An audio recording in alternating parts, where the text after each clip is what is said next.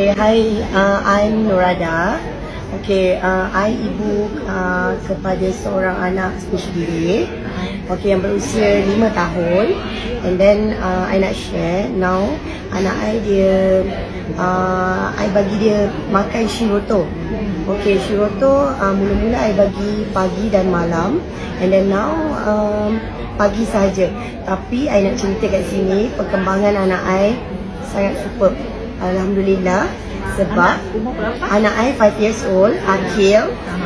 So now kalau macam dulu kalau I tanya dia where are you going? Sekarang ni dia boleh jawab I am going to school. Kalau macam dulu kalau I tanya where are you going? School. Nampak tak perbezaan dia? Akil baru amalkan lebih kurang sebulan Shiroto. Maknanya nak masuk 2 kotak. Tapi memang perkembangan dia sangat best.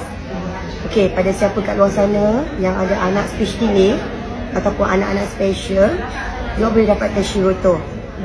Kita berusaha. Kena ingat, semuanya dengan izin daripada Allah. Bye.